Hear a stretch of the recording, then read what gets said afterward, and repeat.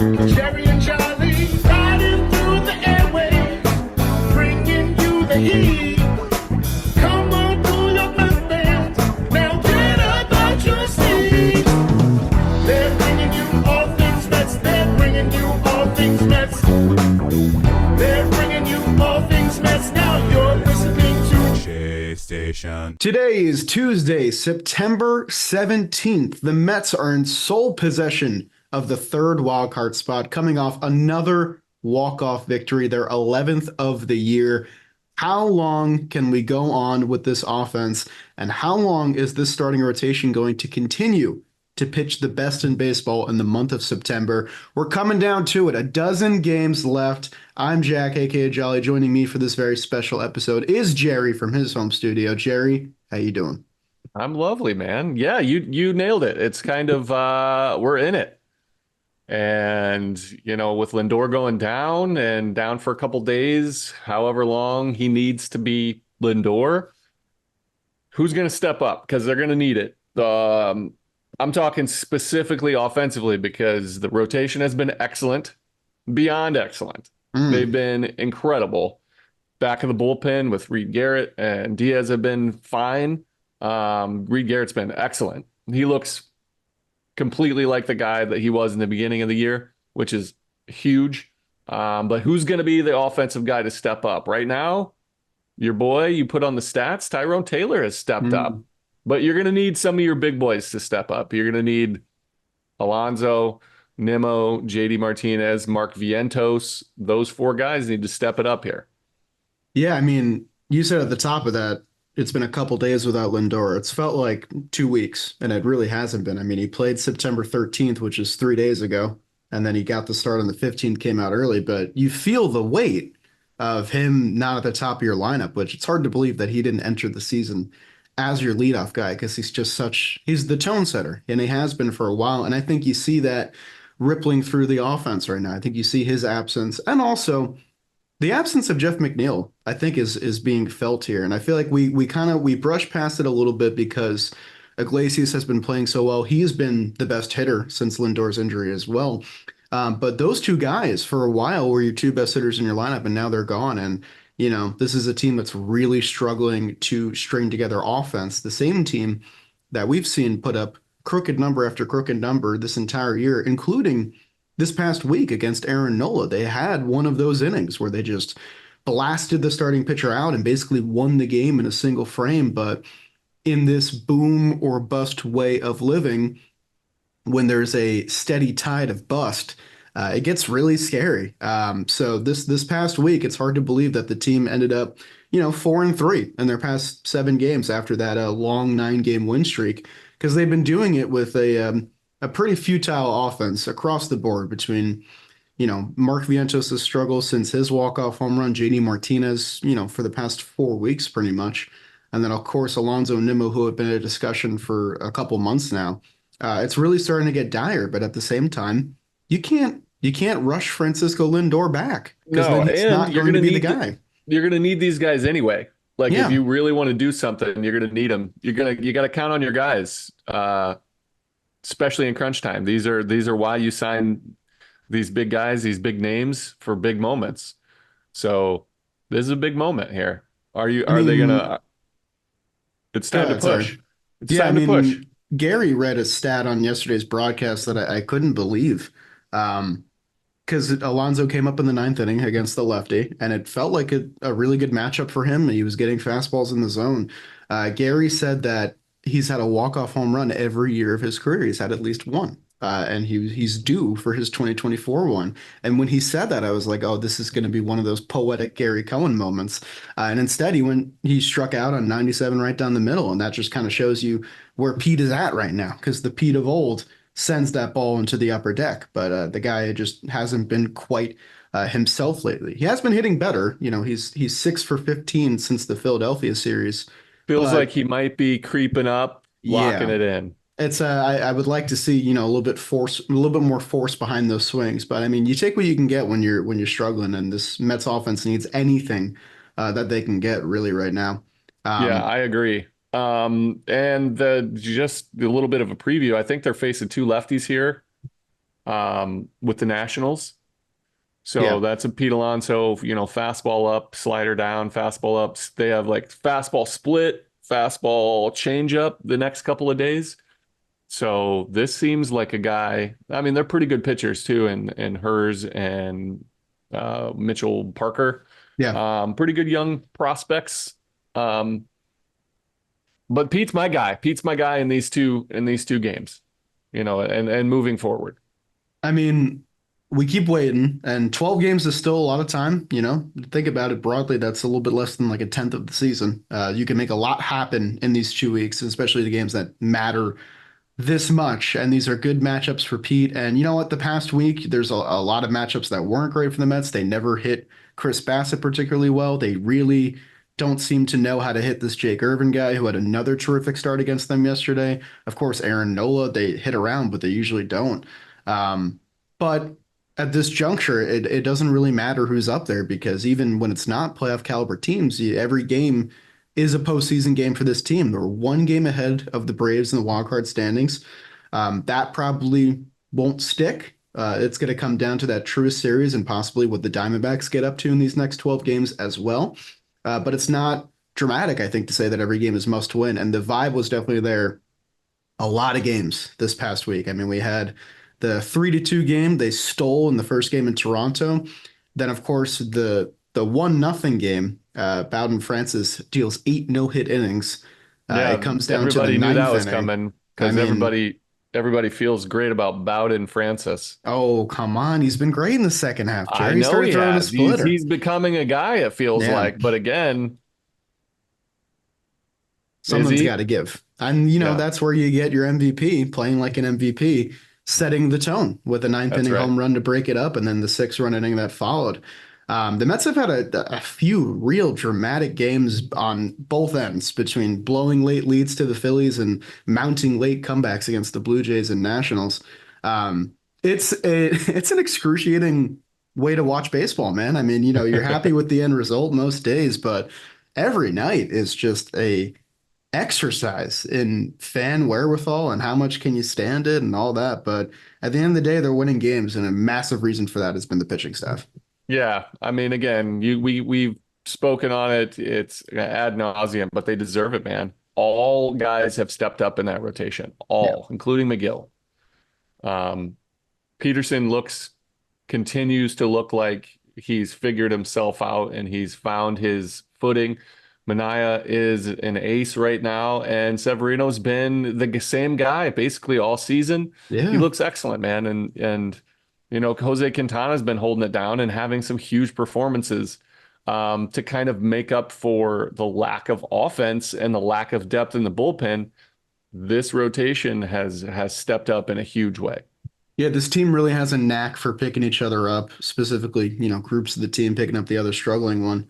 I mean, the Mets are 3-0 since McGill returned to the rotation and took over a spot for Paul Blackburn, who doesn't look like he's going to be back. So Yeah, this is the kind of five you're looking shockingly. at. Very shocking. It's a bizarre injury. It was something with like fluid in his back, and that's kind of just a wait and see injury. Yeah, Tyler McGill 3-0 since returning to the rotation, taking Blackburn's spot.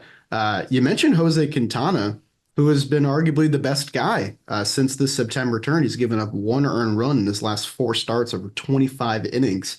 He's got the best ERA in baseball since August 25th. It's the same guy that, has had 2 separate stretches this year where he's struggled massively to the point where you're questioning whether or not he has a spot in this rotation. Again, just feeds back into the whole this Mets team at certain junctures has been a very exhausting watch because you can never really tell what you're going to get out of anybody outside of 5 guys on the team. 2 of those guys being Mania and Severino, who, as you said, have been so consistent. Um, so this version of the team, I think is, they're a sustainable winner at this point in the season, but this team is at its best when their offense is firing on all cylinders and they can really hurt you at any point in the lineup. And that just hasn't been the case. So to see everyone come out and, pitch serious innings and pitch big time games late in the season, and pretty much all of these guys, besides Quintana, really, are not guys you think of as guys that pitch deep into years and get better as they go. This is really coming in at the best possible time for this Mets team between Severino hitting his most innings since 18, and Sean Manaea, getting converted to a starter only a calendar year ago at this point. McGill and Peterson with their ups and downs. It really is remarkable to see the rotation pitching the way they are day in and day out. And I don't know if you saw it, but I loved the way the five of them celebrated after Manaea came out of the game yesterday. Had their own little dance party. They deserve it, man. They've been pitching I their ass agree. off. It's I really cool. agree. I loved it. I loved that they got together. This team is special as far as chemistry goes. Yeah. Pulling for each other, pushing each other, holding each other accountable, having that communication between each other. Like, what are you seeing? Trying to help each other during the outings, really, really rooting for each other to do well. That was just a little microcosm of what this team, the Mets, have been doing as a whole. But to see that unit come together and it felt like a unit, like one of those special groups of guys really pulling for each other. It was cool to see, and I'm glad they highlighted it. SNY, the broadcast, killing it, of course. They don't miss it. They really don't miss a They thing don't. between fan stuff and team stuff and all that. So yeah, it's been really cool to see. I mean, really the only hiccup in this recent stretch has been Peterson's start against Toronto, but he bounced back after with a great outing against the Phillies in Game 3. Honestly, the Sunday game with Philly, I know the Mets lost that game in pretty deflating fashion. We'll talk a little Edwin Diaz. What a pitcher's duel between the tall lefties. David Peterson and Christopher Sanchez put on an absolute show in that 1 o'clock game. Both of them didn't give up a run until the eighth inning. Peterson pitches his longest start of 2024. Mets and Phillies baseball is fun to watch. And I mean, we were, a couple moments turning our way from this being a sweep on their turf. And I think you got to, you're disappointed with a series loss, and the sky certainly does feel like it's falling when you lose a late September series to a playoff team. I understand that fully. I understand fan reaction for that. Simultaneously, you're up 4-0 in Game 2, and Bryce Harper, who's the best player on their team, beat Severino twice after not hitting a home run for like a month. Okay, that might as well happen. Cal Stevenson playing hero in that middle game, whatever. But point being, this Whatever. Mets team, even in one of the worst versions of themselves, which they currently are, they're hanging, man. And I mean, you got to obviously beat the Nationals and take care of business. But when you stare down the barrel of the 10 games that are coming up after this Nat series, which are Philly, Atlanta, Milwaukee, you have to believe that this team can hang with them. It's just a matter of, can the offense get right by next week? Yeah. Yeah, that's the key for me. That's the key for the whole season. Is this offense, can they step up? Can they do enough to push forward? Yeah, I mean, obviously the keys are, can the rotation keep you there? Edwin Diaz has been the linchpin of how far this team can go if he can shut down in the ninth inning with the lead. He's been doing that for the most part. But it's the offense. We talked about it coming out of their funk at the beginning of the season when they had that team meeting. Their offense carried them through that huge run leading into the All-Star break. They came out doing pretty well and staying hot. That's been the key to why this team has been a contender. They've really faded as a group for the Yeah. most part, offensively and run production and consistency and depth of lineup. They need to find it. They need to get back to it if this team's going to do something, because they're a dangerous team if they can continue to do this. I like what I see, though. Yeah. Well, let me ask you this. I mean, there's a handful to pick from between Alvarez, Alonso, Nimmo, Winker, Vientos, Jaden Martinez. Like, what bats struggles concern you the most right now over these past, handful of games? The most concerning for me, so again, Vientos' struggles, I think, are ebb and flow, especially where he's at in the lineup. I think he'll be okay. His swings look good. To me, it's JD. Yeah. He's been fading. I think you highlighted it, his His month by splits month month. by month. Yeah. They're Yeah. tough. Whether it's age or body fatigue, whatever the case may be. He just doesn't look quite as locked in and dangerous as he does when he's at his best. That's the one that's most concerning for me. But I think they can do it without him being a key contributor if the guys that I think are very more capable at the moment, and Vientos and Nimmo and Alonso, those guys stepping up in Lindor's absence. And obviously, if and when Lindor comes back, Right. he's capable of doing what he's been doing. Um, but for me, the most concerning as far as I'm not sure what to expect. I expect things from Vientos. Um, I'm not sure what I expect from JD Martinez. Yeah, JD was actually going to be the guy I was going to talk about too, just between, I mean, getting fooled badly on down and away sliders, not seeming like he can catch up to the fastball at this point. There has not been a lot of extra base hits, the past 4 weeks for him. And, this is a guy that is your DH. You don't have a versatile option for him between him and Winker, who's also been struggling. And I do fully agree. Like Vientos has hit a skid, a pretty, a rough skid, probably his worst of the year by far.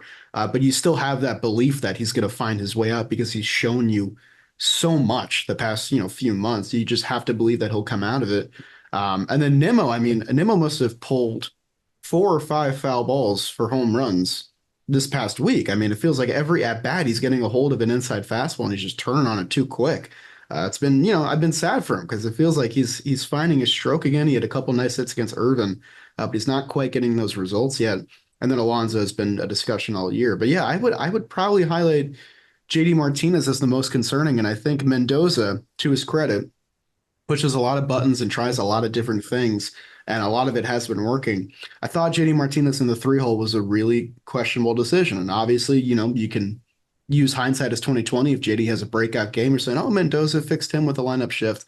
But I do think it put him in a tough spot. It kind of got him exposed in certain areas. And hopefully he can come out of it. Because you think back to when this season really started, which was in June 1st, the first guy to step up and put the team on his back was JD Martinez. And you talk about his influence on other teammates, his veteran leadership, his postseason career. That's a guy you want, right, if you're going to be in October play. He's been there before. He's won a World Series. So as little as I believe it right now, I do believe the Mets need him to get right in some capacity and contribute once again. I think it's more instead of cumulative, I think he'll be like 1 for 5 with a big double, like a Sure. RBI double. When the runners are in scoring position, I expect him to be at his best. And I wanted to say 2 things. Number one, I feel like we've been down on Pete Alonso, and I understand it, but he's been good all year. Yeah. Good, not great. We expect greatness from him, and I think it might be unfair. You talk about his OPS plus of 126. I mean, he's been a top 50. Let me look at, so I love Fangraphs, as we know. Of course. They do like overall ranking. He's ranked the 27th best position player, which is pretty outstanding as far as hitting goes. 27. His entire discourse is very bizarre right now. It's weird. It is. And I think it's because like what we see is different than what we expect. So he's having a solid season. He's hitting 240. His slugging percentage is down. His RBI total is at 81. We're not used to seeing that. But he's been good. Yeah. Yeah. And then Nimmo, I don't think it's probably happened because he's had such a long career, but I don't remember a stretch of watching him square the ball up, pulling it foul as consistently as he has. I don't remember ever seeing it in Nimmo. Which I mean, you tells got to me that, remember for a long time, Nimmo was an on-base percentage guy, not really yeah, a slugging guy. And that's, this is a new form of him. He's going through the ebbs and flows, I think. yeah. And so I think he's about to turn it on.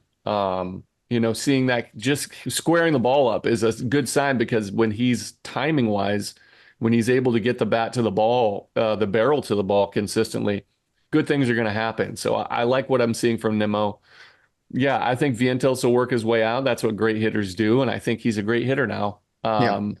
Yeah, man. So, between Jose Iglesias being incredible ball player and doing awesome stuff, this offense just they need to come up big in big situations. They've been doing it for a long time this whole season. Credit to Mendoza for putting those guys in those positions. But the offense is the key to me. If they can start putting up runs, adding when they get a lead, that kind of thing. That's the biggest question mark right now is what the offense can do as run producers.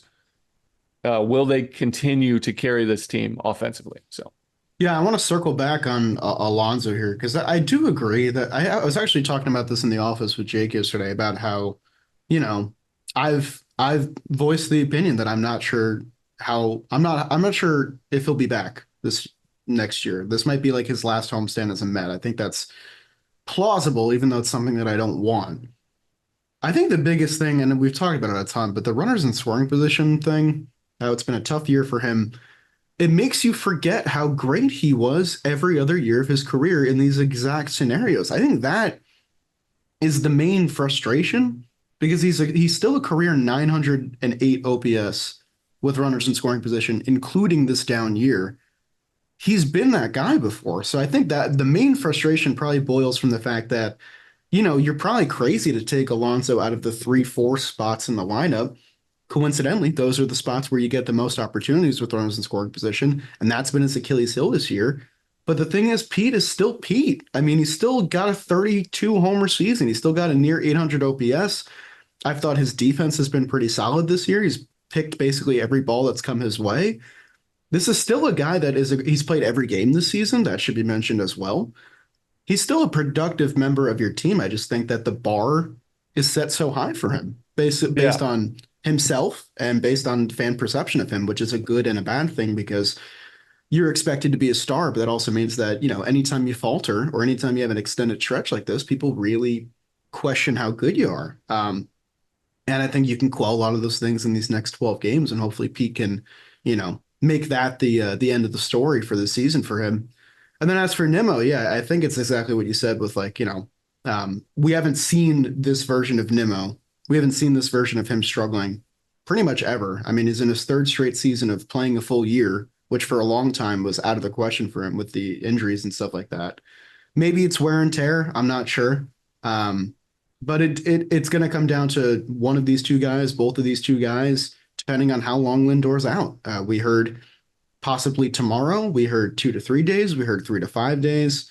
And then we heard a quote from him, I should be back before the year ends. So it's all a little ominous. It's a little scary. But I'll say it again. You can't rush him back. You have to let him Yeah. be 100%, or else, it's just going to be another dead weight in the lineup. Well, yeah, your MVP going down, creates a lot of tough positions and tough Believe it or not. asks. Yeah. But I expect him when he comes back to be good enough to produce. The fact that he took himself out of the game, Yeah. yeah. So he felt like he was in a position. So he fights through. The only way that you play all the games that he plays his whole career is you're playing uncomfortable. Yeah. You're playing sore. You're playing He beat said up. he's been playing with a back injury for a while. Yeah, and I'm sure he's played with stuff all season because it's impossible to be on your feet like that, playing that kind of position and not tweaking things here and there. Yeah, but they got to carry. They got to do it without him. They have to. So they can't let themselves fall when Lindor's not there because, they're in it right now, but Yeah. this is the wild card standings. Where are we at? We're a game up. We're a game up. We're one game up. Unbelievably. Yeah, one game up on the Braves. We're one game back of the Diamondbacks. And what is it? 2.5 back of the Padres? 3.5 back as it stands. Padres are back to Oh, 3.5 winning back. That's every right. day at this Yep. point. I think they're shooting for the NL West division, which is pretty cool with the Dodgers faltering. They have another series together, so the What are they? whole Three wild and a card half back scene, of the Dodgers? yeah, well within What? striking distance. They have 3 to play with the Dodgers. Like I think they're shooting for the moon, which could also throw the Dodgers into the wild card picture. So as sewn up as the American League is, the National League still kind of feels like the Wild West, and that makes these games very, very important.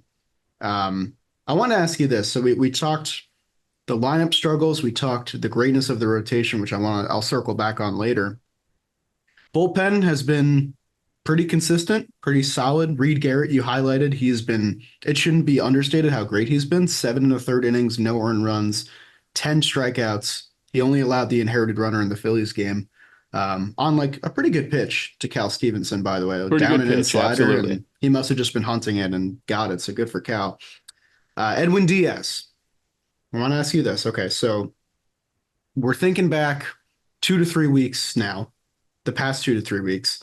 You have the game in San Diego with the walk-off to Merrill. You have the game in Arizona with the grand slam to Corbin Carroll. And then you have the 0-2 pitch to Real Muto, which apparently was where he wanted it and appeared very hittable and in JT's zone and all that and whatever else you want to say. How confident are you in this version of Edwin Diaz? Because this does look like he's back to 100% 2024 Edwin Diaz. Do you feel confident that he can be the guy in October for this team? I do. I don't feel like he's a guarantee like I did in 22. Sure. But I am very confident. I still think he's, as is, a top five closer in the game. But I don't, I hold my breath a little bit more, to be honest. Like, I'm just like, Yeah. you know, but he's still great. I mean, his fastball is still elite. The slider is consistent enough. But he's, I'm confident in Diaz. If they have the lead in the ninth, I think it's a zero. Having a tie game has been different for him. I feel like his whole career. You know, I could be wrong about that, but it feels Sure. like when he has the lead, he's a much better pitcher, and one of the best in the game. So I feel good about him. Yeah, I mean, I'm so for a long time in my brain, I felt like every time Diaz faced the first batter, he either walked him or gave up like a first pitch hit or just didn't look right. His numbers against the first batter have been fine. So I think that was just a, you know, watcher's eye kind of deceiving me there. I don't know, man. Like, I do agree. His fastball is still electric, and it's very clear that he's leaning on it more, and he's a guy that is better when you use him more. So I'm glad to see Mendoza just getting him in there whenever he can, winning situation or tie game, whatever it might be. I don't know. It does worry me that his three lowlights the past 3 weeks have been against, teams that you're chasing, and all three of those games hypothetically could have been victories for the Mets. And, it's unfortunate we didn't really get to see 2022 Diaz get in a high leverage spot in any of those late games because they were pretty much foregone conclusions by the time he got in. So I don't know. I'm a little apprehensive. It's really comforting to me to see a guy like Reed Garrett return to form and, Jose Budo still get his licks in as well. But it's going to be Edwin Diaz in the ninth inning of any important game going down the stretch. And they do need him to be right. And I thought last night was a good step in the right direction. He was in a pressure situation, runner on third, 2 outs, threw a nasty slider, got a big out, helped the Mets win the game. He's going to need that slider, man. He's going to need to just trust it, even if it's not what it once was. You can't live by just throwing fastballs. I think major league hitters, especially major league hitters on playoff teams, are going to adjust to that and figure it out and find a way to punish it like JT did. It's just I long for the feeling I had in 2022, where anytime you walked into the ninth inning and you had a lead, the game felt like it was just over. I think it's important to accept that that's just not the case Yeah, anymore. it's he's not on that level, but he's just a notch underneath where he was. His fastball numbers are better than they were in 22. It's Are they just the really? Wow, consistency. It's just the consistency of his slider. that's pretty remarkable.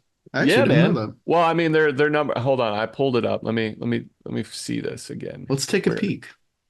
Yeah, I where mean, the velo is obviously a different story, but yeah, no, you're right. I mean, a lot of the peripherals are very, very good. Batting average against is down 100 points against this fastball, 266 to 176.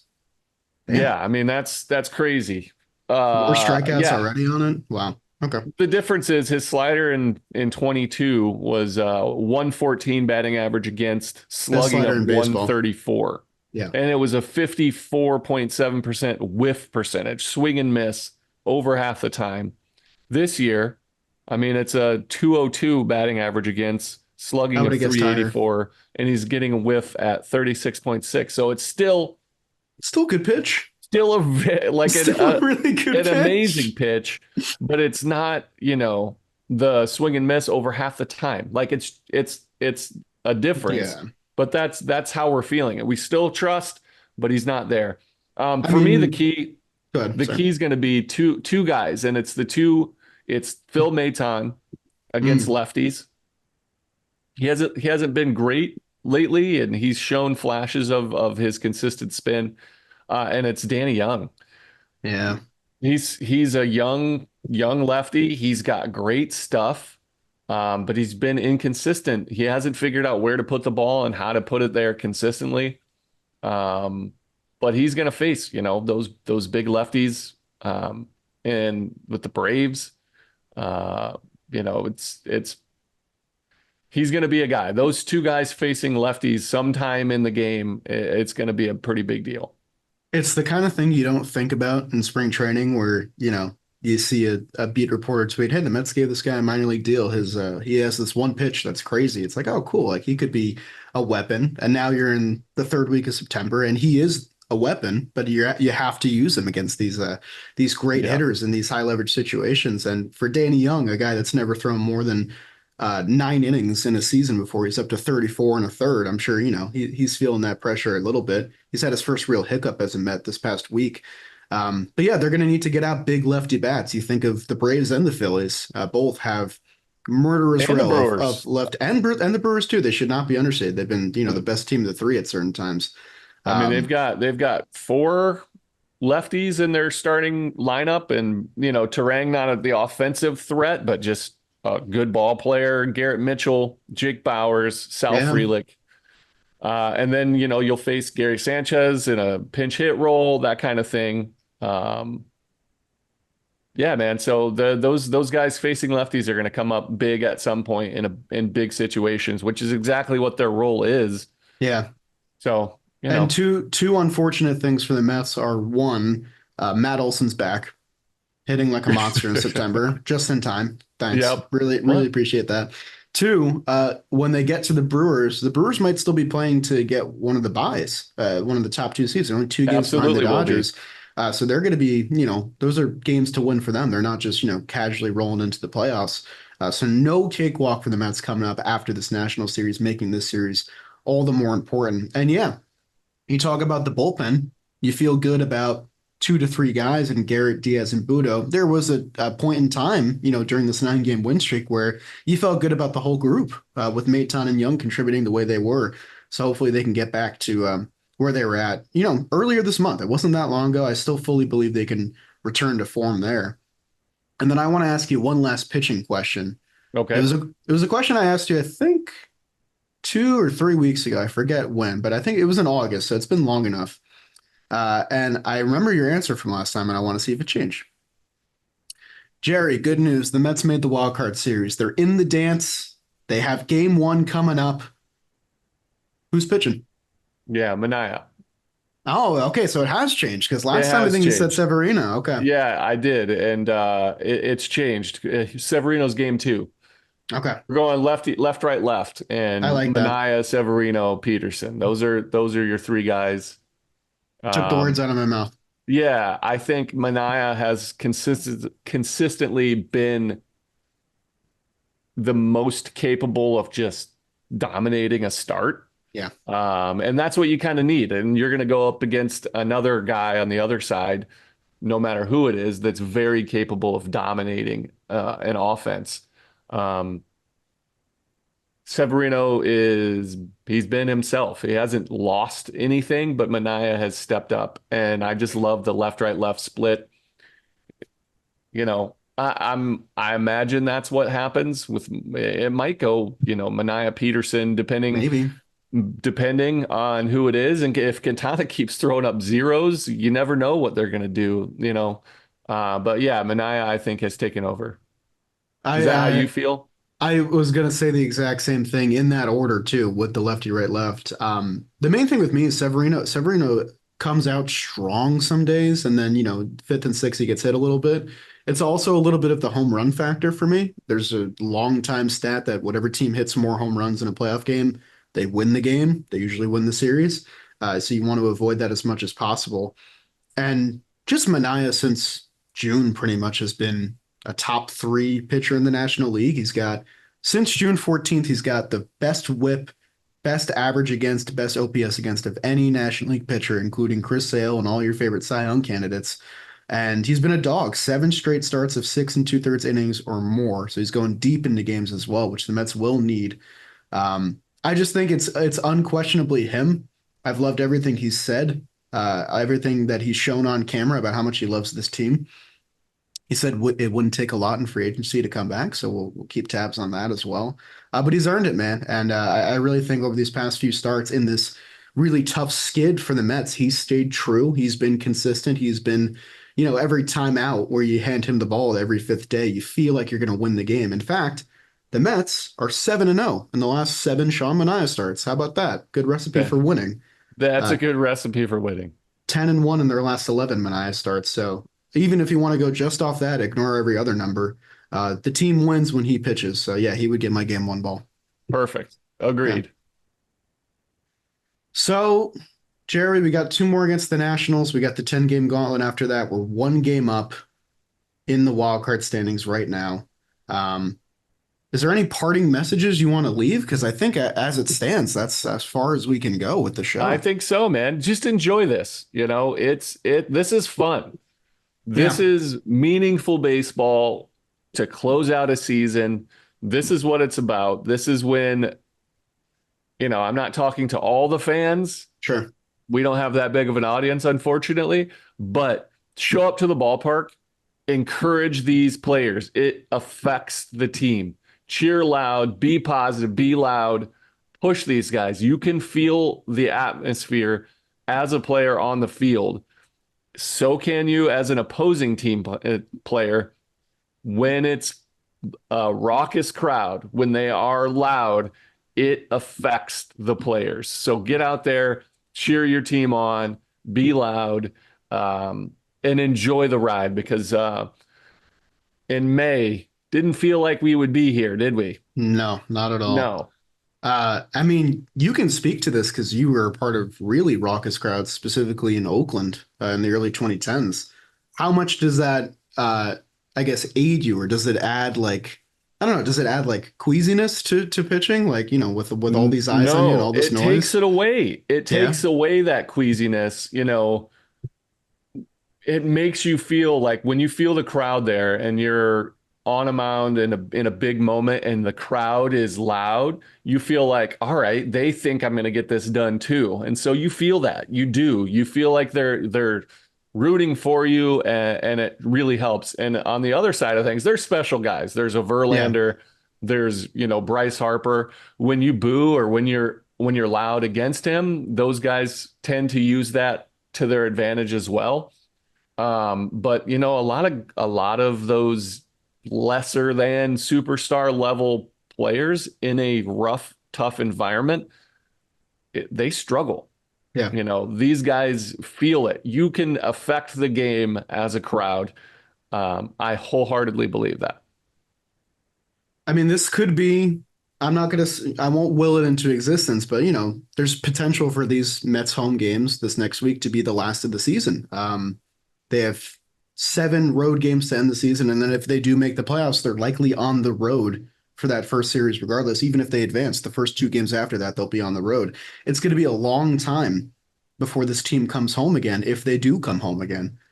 So I fully agree. Get out there if you can, because this might be the last Mets baseball you see at Citi Field for a long time, and this is the best team we've seen in 2 years. So And the yeah, most fun. They're the easiest team to root for. Like yes, this team is an exciting ball club full of really good character people, easy to root for. They've come together and done it in such a fantastic way.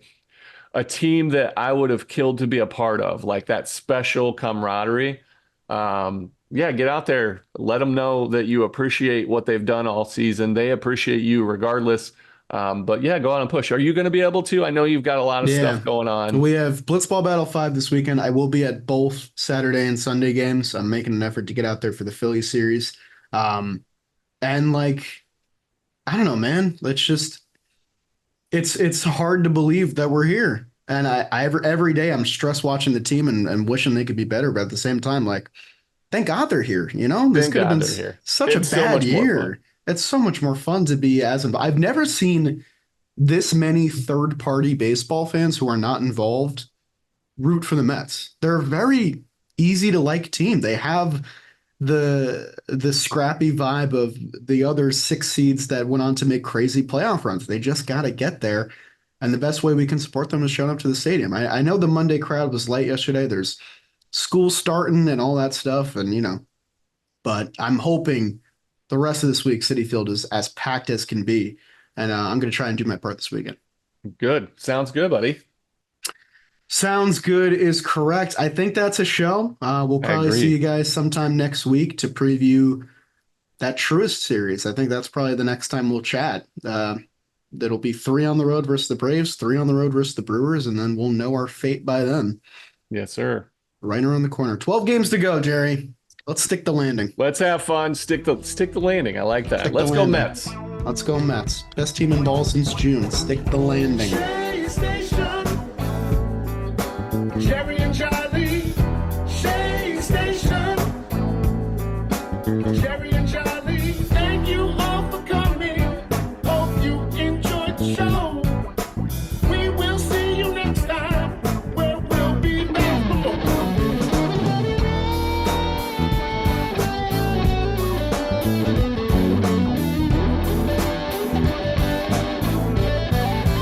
Shea Station.